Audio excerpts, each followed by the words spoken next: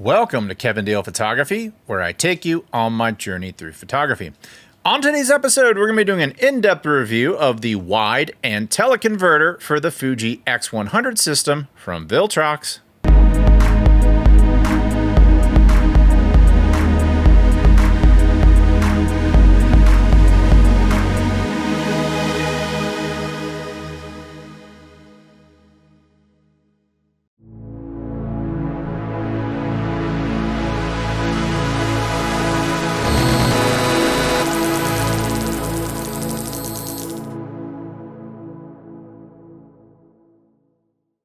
Welcome to today's episode.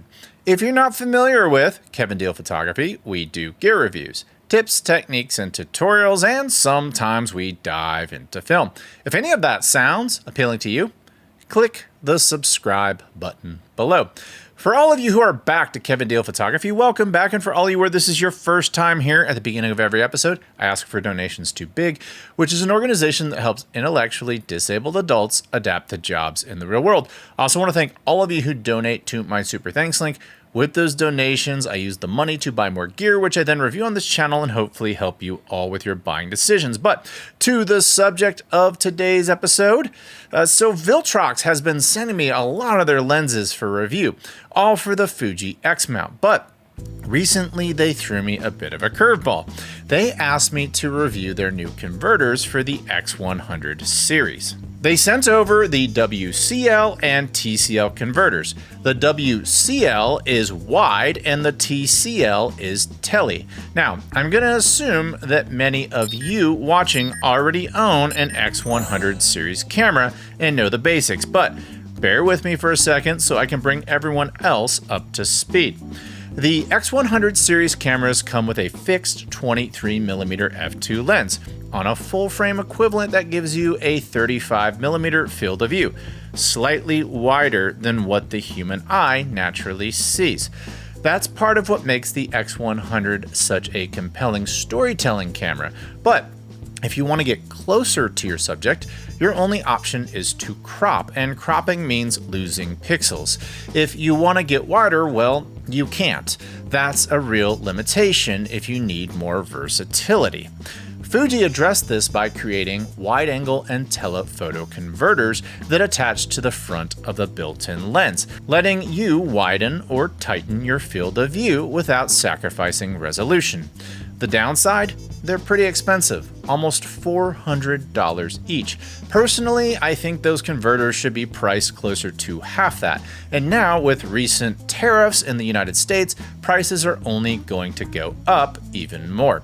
If you're looking to get into the new X100 6 and you're actually lucky enough to find one, it'll set you back about $1,800 just for the camera. Add both of Fuji's native converters, the WCL X100 II and the TCL X100 II, and you're looking at roughly $2,600 before tax. For some, that might be justifiable and more power to you, but for many, spending close to $3,000 to go all in on the X100 system is a tough pill to swallow. That's hopefully where Viltrox comes in for relief. I've got high hopes here because Viltrox has seriously stepped up their optical game. In my Air series lens reviews, their performance was at least on par with Sigma, arguably better. Their Pro series offers an exceptional alternative to the Fuji flagship lenses at a fraction of the price. They've earned their place as a trusted third-party option, which means my expectations are now a lot higher. These Viltrox converters come in at about half the price of Fuji's. So, in today's episode, I'm going to test them out on my X100 6, and since I already own the Fuji teleconverter, I'll be doing a direct comparison with that as well. We'll take a look at image quality, micro contrast, and light transmission to see how well these stack up when mounted on the X100's built-in lens. I need to approach this review a little differently than a typical lens review because here we're adding something on top of an existing lens. In my X100 6 review, I concluded that the built-in 23mm f2 lens is good enough, but not amazing. If you want the best optical quality, A Fuji interchangeable lens body with a 23mm f1.4 or f2 will outperform it, something I've already confirmed in previous tests on this channel. With that in mind, I already know the characteristics, habits, and quirks of the X100's 23mm f2. My focus today is to evaluate how sharpness, chromatic aberration, bokeh, contrast, and color reproduction change when these converters are installed. After all, if you don't like the look of the built-in lens to begin with, there's little reason to consider these Viltrox or even the native Fuji converters at all. So we've got a lot to cover in today's review, and now let's start with the specs. The Viltrox WCL X100 and TCL 106 are wide-angle and teleconverters respectively for the Fuji X100 system. Both converters come in black or silver. The WCL has a focal length of 18.6mm, which translates to a perspective of 28mm in full frame. It has an angle of view of 75 degrees and a magnification of 0.8. Its optical design is 5 elements in 4 groups. It has a front filter thread size of 49mm. Its dimensions are 2 by 1.44 inches or 53 by 36.6mm. It comes in at a weight of 4.5 ounces or 130 grams, and it comes in at a street price of $159 US. The TCL has a focal length of 32.3mm, which translates to 50mm on full frame. It has an angle of view of 45 degrees and a magnification of 1.4. Its optical design is 5 elements in 4 groups. It has a front filter thread size of 67mm. Its dimensions are 2.72 by 1.77 inches or 69.2 by 45mm. It comes in at a weight of 8.11 ounces or 230 grams, and it comes in at a street price of $189 US. Alright, so you've heard those specs. Now let's take a quick look at how these converters actually work. Before jumping into the real-world tests, there are no aperture blades, motors, or moving parts here. It's a simple but well-thought-out design. It uses optics to get closer or further away. On the back of each converter, there's a threaded mount that attaches directly to the built-in lens of your X100 series camera. But before you do that, there's an important first step. You need to unscrew the small ring on the front of your X100's native lens to expose the threads underneath. Once that's done, just hand tighten your converter and you're good to go. The motor will work properly for the autofocus. It's just got a converter in front of it now. Now, for those of you who care about accurate metadata, both the wide-angle and telephoto converters have magnets inside them. Your camera detects the magnetic field and determines which converter is attached based on its polarity. That means when you bring your raw files into Lightroom or Capture One, the correct focal length is automatically embedded in the metadata.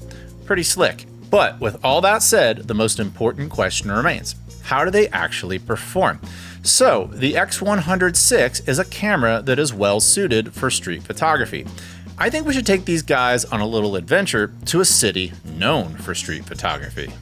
Okay, so you know I shoot street photography on this channel a lot, and I can't think of a better place for street photography than New York City. And since these converters are meant to go on the X100, which is a street photography centric camera, I figured we'd walk around Manhattan and see what kind of street photography shots we can get with this guy, even though I totally look like a tourist.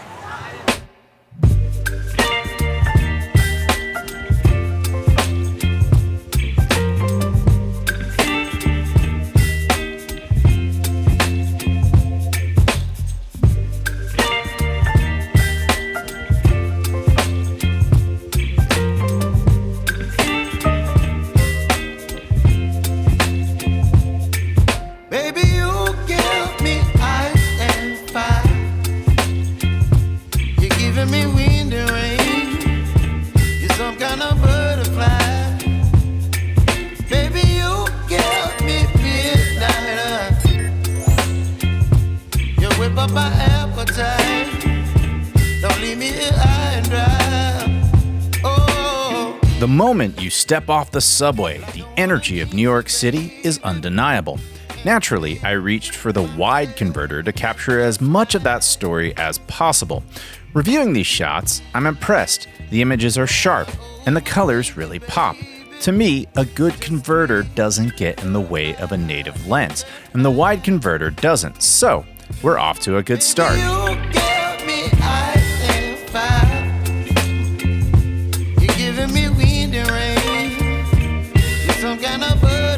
Switching over to the teleconverter, I found myself drawn more toward people. The ability to get closer without sacrificing pixels, and with the added discretion it provides, made it easy to capture the characters of Times Square without them noticing me or asking for money.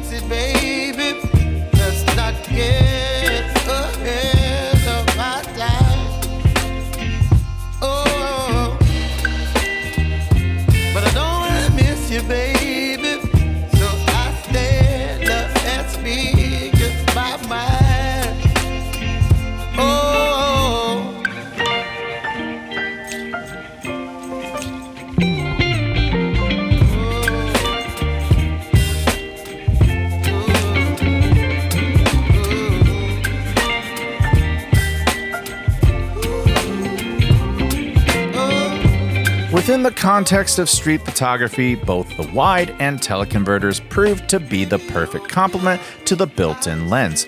The optics paired seamlessly with the X100 and were a definite asset during my trip to the Big Apple.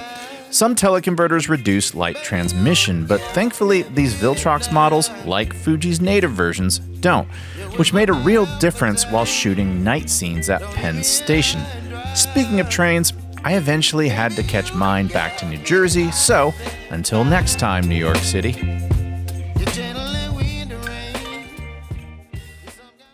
All right, so you saw the images that I took with the 50 and the 28mm equivalent wide and teleconverters respectively. Truth be told, I shot a lot more with the 28. It was just what was calling to me as I walked through Manhattan because I wanted to see more context. I wanted to see more of the buildings, to be honest. I wanted to see more of the story, and I felt like that this was a little too tight for that, but it's got its place. I think this is probably a little better for portraits, things like that. So anyway, let's go back to my studio. And let me tell you what I liked and didn't like about the wide and teleconverters from Viltrox. Before we go back to my YouTube studio, I want to give the 33mm a little bit more of a test. I didn't get to shoot it as much as I wanted to in New York. So let's first go to my photography studio in downtown Austin and do a little bit of portraiture. Okay, so I have a shoot in my studio today.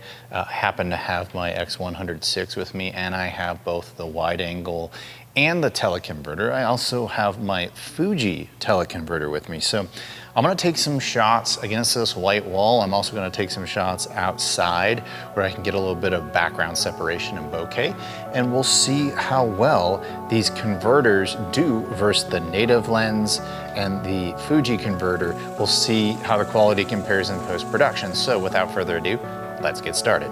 Perfect. Let me go a little further back. Awesome. Now, I'm gonna switch this up. I'm gonna put my teleconverter on real quick. Take this to 50mm. Should give me a slightly tighter shot of you. Here we go. Perfect. Actually gotta go a little further back for these. There we go. Now I'm gonna do a different teleconverter. Okay. I want you to kind of give me the same vibe you're giving me, okay? Because it's a competing product. So this is the native Fuji teleconverter. We're gonna see how well this looks compared to the Viltrox one. So, perfect. Getting a little tighter. Awesome. Awesome. Now I'm gonna go back to the other teleconverter again. Lots of fun. I'm getting a little tighter. Perfect, loving that. And then face right to me. There we go. Killer. All right.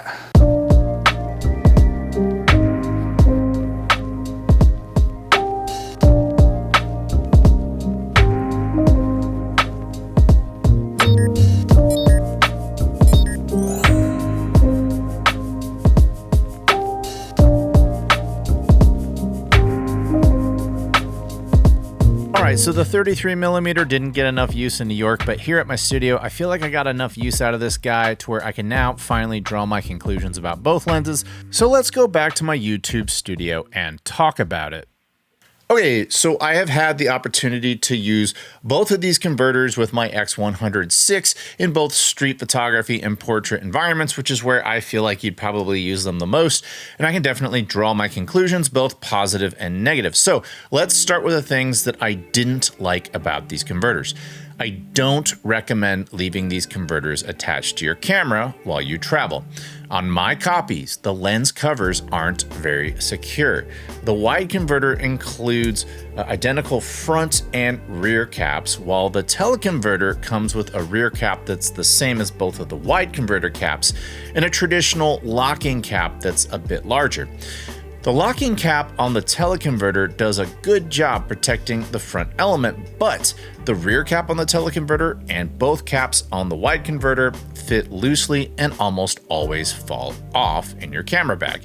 My original thought was that the caps themselves were made a bit too large, but here's the thing, these Viltrox caps fit perfectly on the back of my native Fuji teleconverter, and the rear cap of my native Fuji teleconverter also fits loosely on these Viltrox converters. In fact, these Viltrox caps fit better on my Fuji converter than they fit on their own converters. My guess is that the caps of the Viltrox and Fuji are made to the exact same size, so the difference is in the converters themselves. Even though the internal rear threading is the exact same diameter on all of these converters, these Viltrox converters are machined at an ever so slightly smaller diameter than the Fuji converters. That would explain why the caps keep falling off, and that's a bit of a head scratcher if you ask me. Because of this issue, I strongly recommend using the included pouches when transporting these converters for added protection. And that's not just because of the cap situation, but for those of you who elect to go with the silver finish like I did, Viltrox sent me the following warning. Due to the nature of Fujifilm silver coating, it is relatively more delicate than the black version, and repeated mounting and dismounting of conversion lenses may result in slight paint wear around the lens ring over time. This is a common issue that affects both original and third-party lenses, and while we've already optimized the design to the best extent possible, the improvements remain limited due to the nature of the material. Now, I like my stuff to match, so I pushed forward with the silver version, and while Viltrox's warning was mainly about the point where you mount and dismount the lens, I can't help but think that the barrel could be vulnerable to finish wear as well.